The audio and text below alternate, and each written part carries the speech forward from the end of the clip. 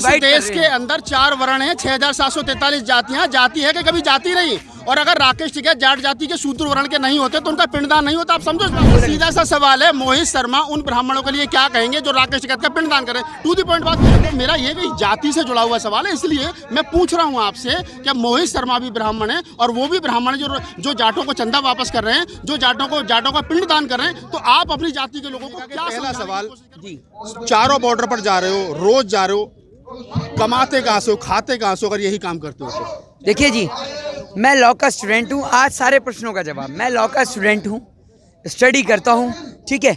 और यूँ तो है नहीं कि हमारे घर में भाई मोदी जी वाली हालत हो कि हमने चाहे, हम घर से पूर्ण रूप से संतुष्ट हैं, घर से परिवार से पूर्ण रूप से स्ट्रांग हैं। आपके मम्मी पापा ये नहीं कहते कि आपको पढ़ने के लिए भेजा था, आप कहाँ इन सारे लफड़े पचड़ों में पड़ जाते हो? क्यों कहेंगे, क्यों कहेंगे? मैं पढ़ाई नहीं कर रहा, मेरे पास एजुकेशन नहीं है। प्रधानमंत्री नरेंद्र मोदी की तरह नहीं हूँ कि मैं अपनी डिग्री दिखाने से कतराऊंगा। अभी लॉ कर रहा हूँ तो लॉ की भी डिग्री दिखाऊंगा, 12th करिए तो 12th की भी दिखाऊंगा। मैं आपसे बात करूँ, प्रधानमंत्री जी थोड़ी देर के लिए बाहर रखते हैं जी। मेरा सवाल ये है कि आप जब एनआरसी और सीए के मामले पर बोलते हो, जब मनीषा वाल्मीकि के मामले पर बोलते हो, आप किसानों के मामले पर बोल रहे हो, ये सारे मामलों पर बोलते हो, और दूसरी तरफ आपको नहीं लगता है कि आप एक मुद्दे को लेकर के देश भर में जाएं? आपका सीधा सीधा एजेंडा मोदी सरकार के बारे में है। मेरी मोदी जी से आपको लगता है कोई पर्सनली दुश्मनी है? मुझे तो लगता है। मुझे नहीं लगता, लेकिन ऐसा आपके लगने से मेरे को थोड़ी कुछ फर्क पड़ता है। देखिए मैं आपको बताता हूँ, मेरे पास और भी बहुत सारे काम हैं जिनके अलावा मोदी जी। फंडिंग कहाँ से होती है? किराए के पैसे कहाँ से आते हैं? पहनने के पैसे कहाँ से आते हैं? ये मेरे सवाल नहीं है, लोगों के सवाल है कि मोहित शर्मा चारों बॉर्डर पर जा रहे हैं, पैसा कहाँ से आ रहा है? मेट्रो के कार्ड के लिए, गाड़ी के लिए, ड्राइवर के लिए पैसा कौन दे रहा है? कांग्रेस दे रही है या दूसरे संगठन दे रहे हैं? अभी भी मेरी जेब में 1000, 2000, 2500 रुपए मेरी जेब में अभी भी। आ कहाँ से रहे? एक मिनट, मेरे मोदी जी की तरह भीख तो मांगी नहीं है मैंने 35 साल। मेरे घर परिवार वाले लोग देते हैं, मेरे पास हैं पैसे। आपकी तरह थोड़ी मैं कि प्रधानमंत्री ने कहा कि 35 साल भीख मांगी लेकिन किसी ने देखा नहीं, मैंने चाय बेची लेकिन किसी ने देखा नहीं। भाई मेरे घर वाले देते हैं, मैं स्टडी करता हूँ, सेविंग्स करता हूँ, कोर्ट में इंटर्न चल रही है मेरी। आपकी तरह थोड़ी कि प्रधानमंत्री की तरह कि जो मुंह में आया वो बकते चले गए। स्टडी करते हैं, पैसा आता है, सेविंग्स हैं। सुन लिया आपने? आप लोग तो सोचेंगे कि किसान आंदोलन में आ रहे हैं, चश्मा लगा रहे हैं, जैकेट पहन रहे हैं, शूज पहन रहे हैं, ब्रांडेड शूज पहन रहे हैं, कहाँ से आ रहा है?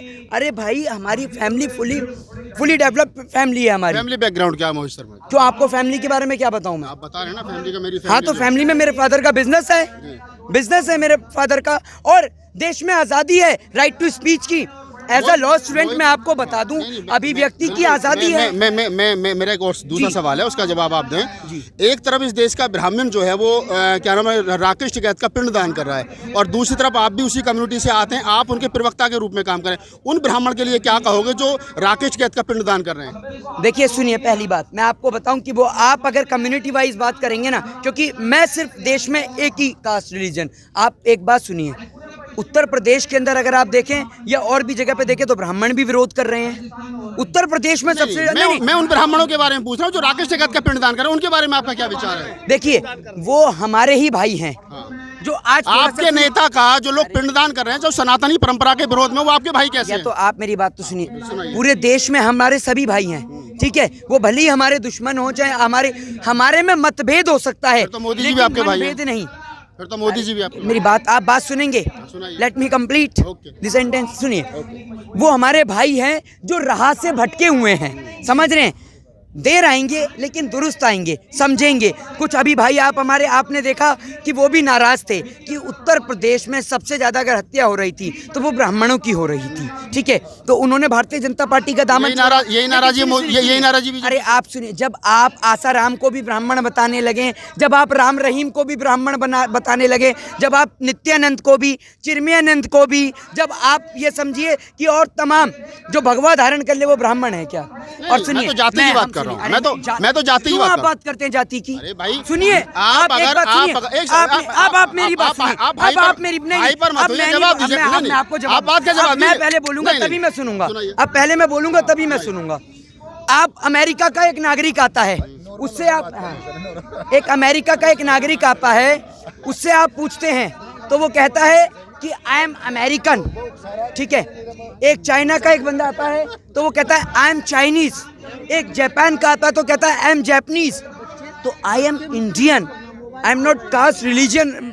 आप क्यों कास्ट एंड रिलीजन के आधार पर लोगों को इस डिवाइड कर देश रहे के हैं? अंदर 4 वर्ण हैं, 6743 जातियां, जाति है कि कभी जाति नहीं। और अगर राकेश टिकैत जाट जाति के शूद्र वर्ण के नहीं होते तो उनका पिंडदान नहीं होता। आप समझो इस बात को। मेरी बात सुनिए, जाति में आप लोग बिलीव करते होंगे, मैं ये नहीं जानता करता हूँ। भैया, नहीं, मैं नहीं, तो आप सवाल ही नहीं करते।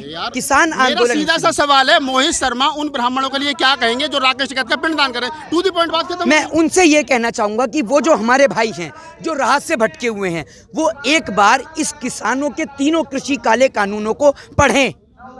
और सुनिए, वो कृषि कानून का विरोध या समर्थन नहीं कर रहे हैं। वो सिर्फ ये कह रहे हैं कि राकेश टिकैत ने ये टिप्पणी करी मंदिरों के बारे में कि उन्होंने मंदिरों के यहाँ आकर के लंगर क्यों नहीं लगाया, इसलिए ब्राह्मण विरोधी हो गए। और उन्होंने एक सेकंड, उन्होंने क्या नाम है, पिंडदान कर दिया। उन्होंने जो है वो एक राजस्थान में सभा करके कहा कि जाटों ने जितना चंदा दिया वो ले जाए यहाँ करके। तो अगर यही बात है तो मेरा ये कि जाति से जुड़ा हुआ सवाल है, इसलिए मैं पूछ रहा हूँ आपसे कि मोहित शर्मा भी ब्राह्मण है और वो भी ब्राह्मण है जो जाटों को चंदा वापस कर रहे हैं, जो जाटों का पिंडदान कर रहे हैं। तो आप अपनी जाति के लोगों को क्या समझाने की कोशिश करोगे, क्या कहोगे? एक तरफ आप फिर वक्ता बन रहे हो और दूसरी तरफ आप ही की जाति के लोग हैं जो क्या नाम है राकेश टिकैत का पिंडदान कर रहे हैं, जो सनातनी परंपरा के विरोध है। देखिए, मैं आपको एक बात सीधे तौर पे समझाऊं, मैंने नर्सरी से लेकर आज मैं लॉ कर रहा हूं, लेकिन आज तक मेरे जीवन की पूरी स्टडी के अंदर मेरे को एक नहीं 1000 गुरु मिले, लेकिन आज तक किसी गुरु ने मुझे जाति के बारे में नहीं पढ़ाया। सुनिए, जाति के बारे में, धर्म के बारे में नहीं पढ़ाया। और जवाब नहीं दे रहे हो मोहित, आप नहीं जवाब दे रहा हूँ। वो सभी मेरे से उम्र दराज हैं, मेरे से उम्र में बड़े हैं, ठीक है, लेकिन मैं उन्हें यही कहना चाहूँगा कि आपको अगर किसी एक व्यक्ति विशेष से आपत्ति है तो आप उस व्यक्ति विशेष से आपत्ति रख सकते हैं, समझ रहे हैं, लेकिन आप उसके चलते अगर आप किसानों से बैर लें तो वो सरासर गलत है। मैं उसका निश्चित तौर पर विरोध कर दूंगा। आप विरोध करते हैं? बिल्कुल। तो आप अगर उनका विरोध कर रहे हैं, जिन लोगों ने ये काम किया है, आप उनका विरोध कर रहे हैं, अच्छी बात है। लेकिन एक सवाल और है मोहित, एक सवाल ये है कि जो देश के अंदर 2 वर्गों में ये आंदोलन बट गया है। सरकार ने पहले खालिस्तानी कहा, फिर माओवादी नक्सली कहा, फिर क्या नाम है इनको जाट आंदोलन कह दिया, जबकि राकेश टिकैत पहले दिन से और तमाम नेता कह रहे हैं कि ये आंदोलन जो है ये किसानों का आंदोलन है। एक मेरा सवाल इसी से जुड़ा हुआ है, कि अगर इस देश का SC ST आंदोलन करे अपने अधिकारों को लेकर के तो वो नक्सली और माओवादी, इस देश का मुसलमान आंदोलन करे तो वो पाकिस्तानी और आतंकवादी या खालिस्तानी, और अगर इस देश का जो सिख है तो वो खालिस्तानी। फिर ये जो 15% लोग हैं देशभक्त जो कहला रहे हैं, ये कौन है? ये जो SC ST OBC माइनॉरिटी के लोगों के 85-90%, ये जो RSS की विचारधारा के लोग हैं, ये कौन से लोग हैं? इनकी पहचान कैसे होगी? ये देशभक्त कैसे है? देखिए, जो आपने भी बात करी ना SC और ST की, एक मैं आपको एक बात बताऊं, सुनिए, देश के अंदर बेटी चाहे मौलाना की हो चाहे पंडित की हो, बेटी बेटी होती है, और किसी बेटी के साथ गलत हो तो उस पिता के लिए उसकी बेटी की अहमियत उतनी ही रखती है जितनी कि एक पंडित के लिए रखती है, एक मौलाना के लिए रखती है। तो देश में अगर कोई भी किसी भी जाति के धर्म की बहन बेटी के साथ गलत हो तो उसकी सज़ा फांसी होनी चाहिए। दूसरी बात आपने SC ST की कही, एक बात मुझे बताइए कि देश के अंदर, आप इस सेंटेंस को समझिए कि देश के अंदर चाहे वो ब्राह्मण हो, शूद्र हो, वैश्य हो, SC हो, ST हो, OBC हो, हिंदू हो, मुस्लिम हो, सिख हो, ईसाई हो या अनदर कास्ट का व्यक्ति हो, अगर वो नरेंद्र मोदी जी के साथ है तो वो देशभक्त है, अगर वो भाजपा समर्थक है तो वो देशभक्त है। मैं ब्राह्मण हूँ, मैं भाजपा समर्थक नहीं हूँ तो मैं देशद्रोही हूँ, लेकिन अगर मैं ब्राह्मण हूँ। आप कांग्रेस समर्थक हैं? सुनिए, अगर मैं ब्राह्मण हूँ, कांग्रेस समर्थक हैं? फिर अब क्या मैंने कहीं टैग लगा रखा है? आपने कहा मैं BJP समर्थक नहीं हूँ, तो फिर किसके समर्थक हैं? एक बात मुझे बताइए, हर खांसने वाला क्या केजरीवाल होता है? जो खांसेगा वो केजरीवाल ही कहलाएगा क्या? केजरीवाल से आपको दिक्कत, मोदी जी से आपको दिक्कत, सपा से आपको दिक्कत? सपा के बारे में मैंने क्या बोला? नहीं, मैं कह रहा हूँ तो फिर मोहब्बत किससे? कांग्रेस के बारे में क्या बोला, सपा के बारे में क्या बोला, बसपा के बारे में क्या बोला? मोहब्बत किससे? मोहित शर्मा को मोहब्बत किससे? देश से। भगत सिंह को किससे मोहब्बत थी? भगत सिंह को किस पार्टी की आइडियोलॉजी देना चाहेंगे आप?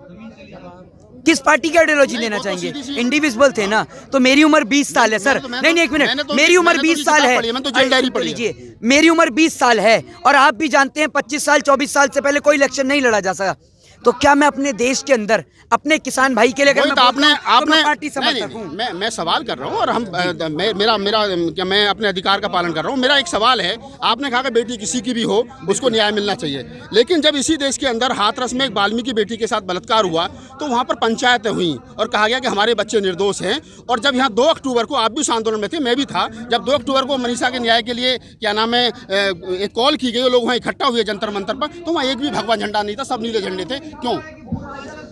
देखिए एक बात मैं आपको बताऊं, सुनिए, भगवा पर किसी का कॉपीराइट नहीं है। आंदोलन में भगवा झंडा क्यों नहीं था मनीषा वाल्मीकि के न्याय के लिए? नीले झंडे क्यों थे? और जबकि निर्भया के लिए सब लोग शामिल थे। निर्भया की बेटी देश की बेटी और मनीषा वाल्मीकि दलित की बेटी क्यों? सुनिए मेरी, आपको मैं एक बात सीधे तौर पर समझाऊं। सुनिए, पहली बात तो ये किसान भाई का आंदोलन है, आप पूछ रहे हैं, फिर भी मैं आपको इस प्रश्न को कंटिन्यू करता हूँ। नहीं, सुनिए, बिल्कुल सुनिए, मैं ब्राह्मण हूँ, सुनिए मैं ब्राह्मण हूँ।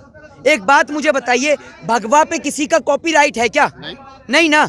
आप भी पहन सकते हैं, मैं भी पहन सकता हूँ। अगर बुद्ध ने पहना था यार, ये तो सब मैं आपको, अगर आप सुनिए, ये भारत देश का, सुनिए, भारत देश इतना खूबसूरत गुलदस्ता है और हम इस गुलदस्ते के 4 फूल हैं, हिंदू, मुस्लिम, सिख। और सवाल का जवाब अभी आ नहीं है। मैंने कहा मनीषा वाल्मीकि देश की बेटी नहीं है, निर्भया बेटी देश की बेटी कैसे है, ये बताओ मुझे। आप एक बात सुनिए, अगर आप निर्भया की बात करते हैं, सुनिए एक मिनट, अगर आप निर्भया की बात करते हैं तो आप इसमें यह भी ऐड करिए कि देश के अंदर अगर बलात्कार करने वाला गरीब हो तो फांसी के तख्ते पे लटका दो, और वही बलात्कार करने वाला आसाराम हो, राम रहीम हो, कुलदीप सिंह सेंगर हो, चिन्मयानंद हो, नित्यानंद हो, तो उसे बैठाल के जेल की रोटी खिलाओ। ये देश का कॉन्स्टिट्यूशन है, ये कानून है, ये कहना चाहते हैं। देश का कॉन्स्टिट्यूशन ठीक है। डॉक्टर अम्बेडकर ने 26 नवंबर 1949 को संविधान सभा में स्पीच दी थी, आपने पढ़ी? आप लोग स्टूडेंट हैं, एक सेकंड, आप लोग के स्टूडेंट, आपने पढ़ी होगी। उन्होंने ऐसा सुन तो लो यार, सुन तो लो यार। आपको तो मैं सुनते हैं, आप मेरे को तो सुनिए, जब प्रश्न करते हैं तो उसका सवाल सुनने की मैं आप ही की बात को बड़ी कर रहा हूँ। आपकी बात, मैं अपनी बात सुनो, मेरी बात तो सुनिए। एक बात आप मुझे बताइए, कास्ट रिलीजन, जब आपने कहा कि आई एम इंडियन, तो इंडियन के अंदर में कास्ट और रिलीजन, सुनिए पहले सुनिएगा, बिल्कुल आप मेरे बाद में आप बोलिएगा, मैं आपको सुनूंगा। इंडियन के अंदर में जाति है कि जाति नहीं, इंडियन के अंदर कास्ट एंड रिलीजन कहाँ से आता? सुनिए, अब आप एक बात मुझे बताइए, आप मुझे बताइए, इस भाई की क्या कास्ट हो सकती है? भाई को पता होगी। नहीं, आपको क्यों नहीं पता है? आपको कैसे नहीं पता? मुझे पता है, आप हिंदू, आपने लाल धागा बांध रखा है। कैसे लाल धागा बांध रखा? लाल धागा ही और मुस्लिम नहीं बांध सकते? बांध सकता है, लेकिन अरे एक मिनट, नहीं, हाजी अली की दरगाह पे जाएंगे, ये धागा वहीं का है। अच्छा जी, ये आपका गलत सेंटेंस। चलिए धन्यवाद। ये वहीं का धागा है ना, तो धागे पे किसी का कॉपीराइट है ना, कपड़ों पे किसी का कॉपीराइट है। कोई देश के अंदर, आप और हम 21वीं सदी में जीते हैं। इस देश के अंदर संविधान जलाया गया। We are living in 21st। संविधान की बात कर रहे हैं। We the people of India. मैं वही कह रहा हूँ, तिरंगे को पैरों तले रोन देते हैं। नानाजी देशमुख ने तिरंगे का अपमान किया। जिस आरएसएस की बात करते हैं ना, राष्ट्रीय स्वयं सेवक संगठन, उसने इस देश की आजादी के अपने कार्यालय के अंदर तिरंगा झंडा नहीं लहराया। आप आरएसएस और बीजेपी को थोड़ी देर बाहर रखिए, मैं और सवाल कर रहा हूँ। आप आरएसएस बीजेपी थोड़ी देर बाहर ले। मेरा सवाल है, आजादी के 70 साल के बाद में क्या नाम है, संसद से चंद कदमों की दूरी पर संविधान जला दिया गया। डॉक्टर अम्बेडकर मुर्दाबाद के नारे लगे, जातिवाद आरक्षण मुर्दाबाद के नारे लगे। मोहित शर्मा उस दिन कहाँ थे? मेरी बात सुनिए, हमने देश के अंदर हर एक मुद्दे पे बोला है, चाहे वो किसी का भी मुद्दा हो, किसी भी जाति, जो मुझे गलत लगता है। आप क्या समझ, सुनिए, मैं लॉ स्टूडेंट हूँ, और आपको लगता है कि हम देश में कॉन्स्टिट्यूशन को फॉलो नहीं करेंगे, बाबा साहब भीमराव अंबेडकर के कॉन्स्टिट्यूशन को फॉलो नहीं करेंगे, तो हमारी कॉन्स्टिट्यूशन कैसे चलेगा, लॉ कैसे चलेगा? मुझे, हम देश के अंदर न किसी जाति, न कास्ट, न रिलीजन में बिलीव करते हैं। और आप बात करते हैं ना बाबा साहब की, तो आप जानते होंगे कि एक पानी के लिए उन्हें कीचड़ में से पानी पीना पड़ा था, समझ रहे ना, गाड़ी से उतरकर। तो ये हमारे देश की एक बहुत गंदी सोच थी, उस सोच को हमें ख़त्म करना है। और आज उससे ऊपर उठ के आपने देखा कि साउथ अफ्रीका में श्वेत और अश्वेत के बीच, अमेरिकन और अफ्रो अमेरिकन के बीच में 2 जंगें छिड़ी, उसके चलते देश बर्बाद हुआ। तो देश को हमें श्वेत अश्वेत की राजनीति से, हिंदू और मुस्लिम की राजनीति से, कास्ट और रिलीजन की राजनीति से, एससी और एसटी की राजनीति से ऊपर उठा के हमारे देश में जब एक संविधान, एक कानून, जब हम बोलते हैं जय श्री राम, जब हम बोलते हैं भारत माता की जय, जब हम बोलते हैं वंदे मातरम, तो हम क्यों नहीं बोलते एक बार कॉन्स्टिट्यूशन जिंदाबाद? वो कॉन्स्टिट्यूशन जो हमें आज़ादी देता है इन सब चीज़ों को, मैं वही तो कह रहा हूँ, हम उसको जाए क्यों नहीं बोलते? जबकि वो कंपलसरी है। तो इसीलिए मैं कहना चाहता हूँ कि देश के अंदर सरकार को एक नियम तो लागू करना चाहिए कि आई एम इंडियन, मैं भारतीय हूँ, और मैं गर्व से कहता हूँ, छाती ठोक के कहता हूँ, I am Indian, we the people of India. और मुझे तो दोस्तों ये थे मोहित शर्मा, और मैंने बहुत सारे सवाल उनसे तीखे किए और उन्होंने बड़े अच्छे तरीके से अपने आप को कवर करते हुए जवाब दिए। उम्मीद है कि जो एक आरोप लगता है कि यहाँ जितने ब्राह्मण वक्ता घूम रहे हैं ये दिन में यहाँ जो है वो रहते हैं और रात को आरएसएस को कॉल करके ये बताते हैं कि पूरे दिन यहाँ हुआ क्या है। तो अब क्या हुआ क्या नहीं हुआ, आपको हमारा वीडियो कैसा लगा, इसको अगर आपको अच्छा लगा तो लाइक कीजिए, शेयर कीजिए, कमेंट्स कीजिए और हमारे चैनल को सब्सक्राइब कीजिए। मैं राहुल नागपाल, गाजीपुर बॉर्डर से, कैमरामैन CL के साथ।